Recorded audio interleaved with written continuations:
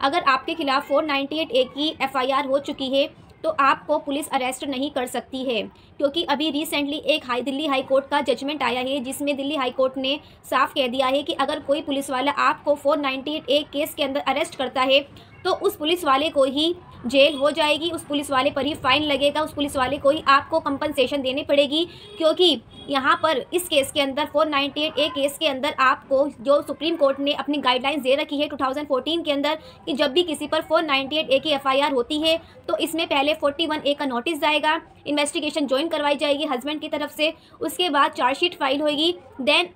वो आगे प्रोसीडिंग्स चलेगी कोर्ट के अंदर। लेकिन अगर आपको कोई पुलिस वाला अरेस्ट कर लेता है तो आप इसमें ऐसे में क्या कर सकते हो। सो गाइज, आज इस वीडियो में हम इसी बारे में जो दिल्ली हाई कोर्ट का रिसेंट जजमेंट आया है इसमें जानेंगे। गाइज, मैं एडवोकेट अर्शी मलिक, ऐसी लीगल नॉलेज के लिए, अनेक कानून जानने के लिए मेरे चैनल को सब्सक्राइब करें। तो गाइज, इस वाली वीडियो में हम पहले बात करेंगे सुप्रीम कोर्ट का Arnesh Kumar versus state of Bihar वाले केस में, जिसमें सुप्रीम कोर्ट ने क्लियरली बोल दिया था कि जब भी ऐसे केसेस जिसके अंदर 7 साल से कम सज़ा है, इन केसेस के अंदर जो व्यक्ति है उसको डायरेक्ट अरेस्ट नहीं किया जाएगा, पहले उसको 41A का नोटिस देना पड़ेगा, उसके बाद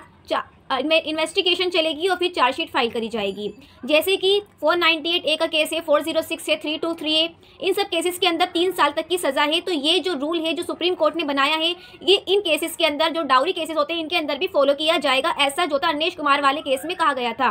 अगर आपके खिलाफ 498A की FIR हो चुकी है तो आपको पुलिस स्टेशन से ही बेल मिल जाएगी, आपको कोई भी बेल एप्लीकेशन लगाने की ज़रूरत नहीं है, क्योंकि जो डाउरी केस होता है ये इसमें जो सज़ा का प्रोविज़न है ये 3 साल का है, और इसीलिए इस केसेस के अंदर Arnesh Kumar versus state of Bihar का जो जजमेंट थी उसको फॉलो किया जाता है as a rule, as a law, क्योंकि जो सुप्रीम कोर्ट जो जजमेंट पास कर देती है वही एक अपने आप में कानून बन जाता है।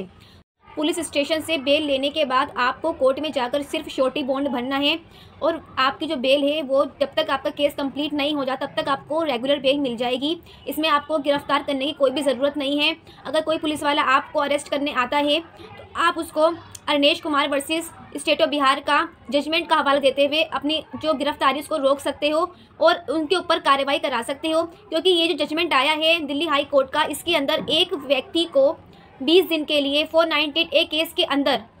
गिरफ्तार रखा गया था, 20 दिनों तक उसको अरेस्ट किया गया था।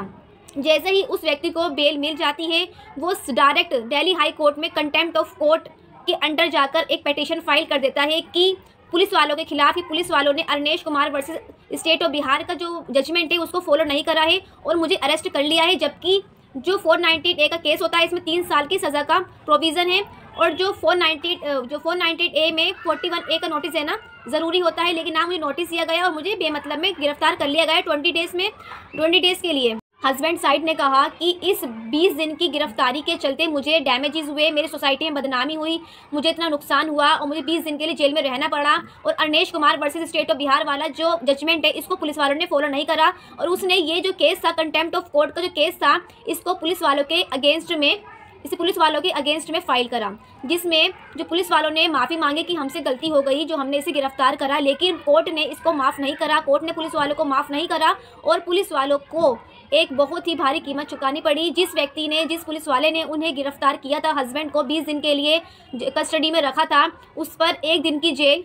और इसी के साथ साथ 15,000 रुपये का जो कंपनसेशन हस्बैंड को दिलाया गया और 2,000 रुपये का फाइन उस पुलिस वाले पर लगाया गया। तो गाइस, अगर आपके साथ भी ऐसा होता है 498A केस के अंदर अगर आपको गिरफ्तार किया जाता है तो आप पहले अरनेश कुमार वाले जजमेंट का हवाला देते हुए कहिए कि आप मुझे गिरफ्तार नहीं कर सकते। अगर आपके अगेंस्ट भी 498A डाउरी केस की FIR हो चुकी है तो आपके पास ये 2 जजमेंट ज़रूर होने चाहिए, ताकि जो आपके राइट्स का कोई वॉयलेशन ना कर सके। जो कोर्ट ने जो जजमेंट्स पास कर रखी है, जो डायरेक्शन दे रखी है फॉलो करने के लिए, अगर वो फॉलो नहीं करी जाती है तो आप कंटेम्प्ट ऑफ कोर्ट का सहारा लेकर अपनी जो पेटिशन है वो फाइल कर सकते हो पुलिस वालों के खिलाफ। अगर पुलिस वाले अपनी मनमानी करते हैं तो आप उन्हें ये 2 जजमेंट दिखा सकते हो कि इस वाले केस के अंदर जिसमें सज़ा 7 साल से कम की होती है वहाँ पर आपको अरेस्ट नहीं किया जा सकता।